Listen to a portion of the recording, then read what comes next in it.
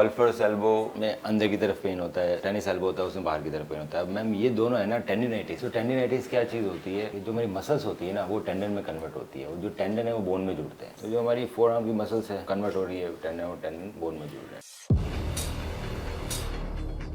जहाँ पर वो बोन में जुड़ रहे हैं वहाँ पे अगर इन्फ्लेमेशन हो जाए तो उसको टेंडिनाइटिस बोला जाता है। अंदर की तरफ होता है तो गोल्फर्स एल्बो होता है, बाहर की तरफ होता है तो टेनिस एल्बो होता है। अभी होता क्यों है, कुछ तो 40 के बाद होने के चांसेस ज़्यादा रहते हैं इसके अंदर। दूसरा, अगर आपके कुछ इस तरह का वर्क हो, रिपीटेटिव वर्क हो, जैसे ओवरहेड कोई भी आप ज़्यादा एक्टिविटीज़ कर रहे हैं तो उससे हो सकता है। दूसरा, कुछ कुछ के प्रोफेशन में होता है, रैकेट वालों में ज़्यादा होता है जो बैडमिंटन टेनिस खेलते हैं। तो आपके अंदर मुझे लगता है कि एक तो एज फैक्टर रह सकता है, दूसरा लैक ऑफ एक्सरसाइजेस फैक्टर रह सकता है, तीसरा ये फैक्टर रह सकता है कि हमने कुछ ओवरहेड ज़्यादा एक्टिविटीज़ करी है तो अभी डेवलप हो गया। अब ठीक होने का क्या तरीका रहता है? पहला रहता है कि टेंडिनाइटिस को ठीक करने के लिए दो इंपॉर्टेंट पॉइंट है। फर्स्ट है उसकी स्ट्रेचिंग, सेकंड है उसकी स्ट्रेंथ। दोनों चीजें होनी चाहिए फिजियोथेरेपी में। एक चीज हो रही है तो फायदा नहीं करेगी। तो स्ट्रेचिंग के अंदर स्ट्रेचिंग आती है, साथ में मसाजेज आती है। जो मसाज होती है ना वो भी स्ट्रेचिंग ही ना, एक तरह टेंडन को दबा रहे हैं, गेटिंग स्ट्रेच। तो आप मसाज सीखिए कैसे मसाज दे सकते हैं। टेनिस बॉल से दे सकते हैं, ताइची बॉल आती है, मसाज बॉल आती है, उससे मसाज कर सकते हैं। स्ट्रेचिंग्स बहुत रेगुलरली आपको करनी है, पर इनसे ठीक नहीं होती चीजें। इसके बाद स्ट्रेंथनिंग भी करनी है फोर आर्म। जो फोर आर्म की मसल्स है वो स्ट्रॉन्ग भी होनी चाहिए ताकि दोबारा नहीं हो। आपको क्या है, आप कुछ दिन एक्सरसाइज करते हो, थोड़ा बहुत करते हो, ठीक होते हो, फिर वापस छोड़ देते हो। तो स्ट्रेंथनिंग रेगुलर। तो स्ट्रेंथनिंग के लिए आपको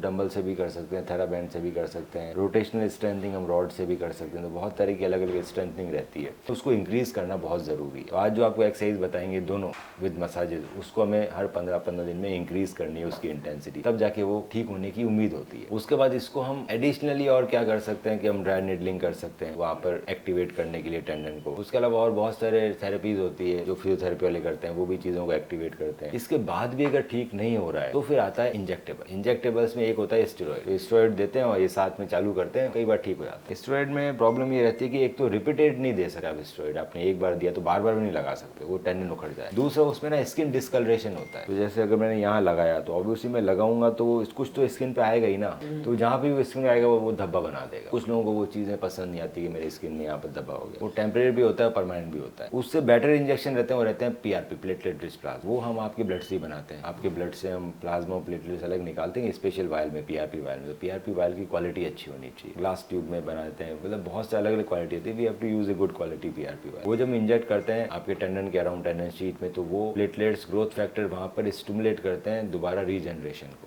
और रिपेयर, तो वो आपकी टेंडिनाइटिस ठीक करते हैं। तभी ठीक करते हैं जब आप रेगुलर एक्सरसाइज कर रहे हो। और पीआरपी हमेशा 3 लगते हैं, सिंगल नहीं लगेगा। पीआरपी सर जिसके बाल उड़ जाते हैं तब भी लगाते हैं लोग। वैम्पायर फेशियल में सुना होगा, वो फेस पे लगा लेते हैं। किसी को अगर बच्चे नहीं हो रहे होते तो वो ओवरीज में लगाते हैं। तो पीआरपी के मल्टीपल फंक्शन है हर जोड़ के अंदर, हर टेंडन के अंदर। रीजनरेशन, रिपेयर, जहाँ पे भी हमारे प्लेटलेट्स कम पहुँचते हैं वहाँ पर अगर हम देने लग जाए तो वो एक्टिवेट करते हैं, स्टेम सेल्स को रीजनरेट करते हैं।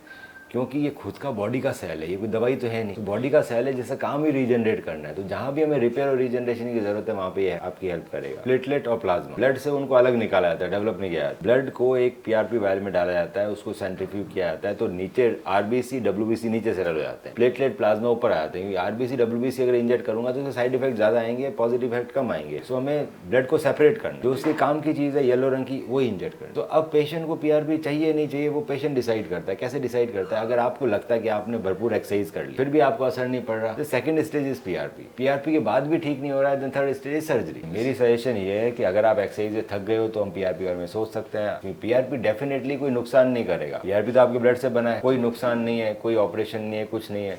आप जल्दी ठीक होना चाहते हो, आपको लगता है आपकी एक्सरसाइज आपने कर ली, थक गए, तो पीआरपी ले लो, कोई नुकसान तो है नहीं। आपको नहीं लेना तो फिर हम एक्सरसाइज और बता देते हैं। ऑर्थो स्पोर्ट्स इंजरी के साथ भी, इंजरी के बाद भी